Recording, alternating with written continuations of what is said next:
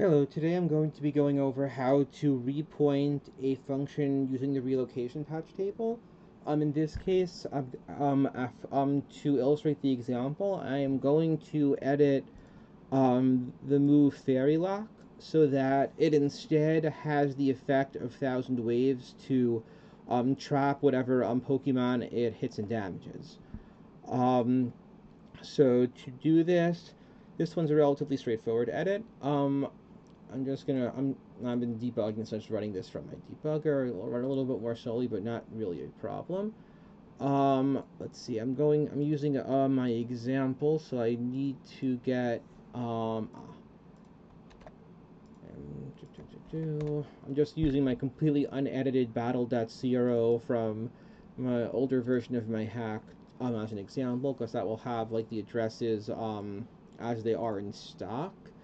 This is an Ultra Sun, Ultra Moon, but the same principle applies to XY, RS, and Sun Moon. It's just a question of like working out your chart of like where everything is. So essentially, all we're gonna do is right now Fairy Lock is pointing to run the function over here to load its function call.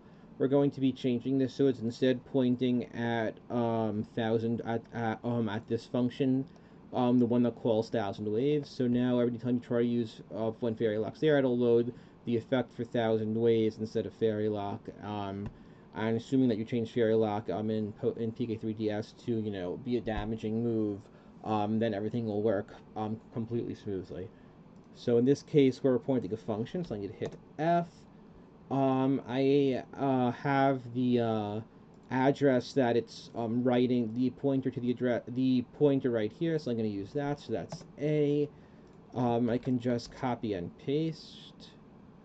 And I want to repoint this to instead point over here. And that's it, you're done. You just repointed what this did is it searched through the relocation patch table for anything that was essentially writing a pointer to this address, which is specifically Fairy Lock's call function. And it found exactly one entry. As you can see it once you hit the update. And I just had it change that to instead be pointing at at this location. So you can see, so you see it it reports the location that it so the essentially it will when you do this, it will tell you this is the location that the pointer is actually written to when the CRO is loaded. um so if you were so this is kind of just a sanity check. So if you go there in Gidra, or you can just kind of eyeball it in your hex editor or copy it into an ARM converter, you'll be able to see like, okay, this looks like the code that it's supposed to be. In particular, if you want to do a sanity, just do a double check with eyeballs, then the 4 bytes starting at that address should all be zeros. And then also, so just as a so in case like a more experienced user can like double check things, and also just for my own bug fixing, it also reports which number patch table entry it is and the exact offset at which that patch entry begins.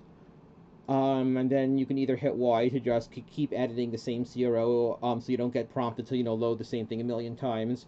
You can save and then reload a different CRO, or if you want to select the same CRO if you just want to keep saving, or you can just save and exit the program. I am just going to X this out because I don't actually want to overwrite that or make that edit. And at that point you would be done. The only thing left to do would be to actually go to Fairy Lock and actually just edit it to be whatever you want it to be for it to work with that, the new effect.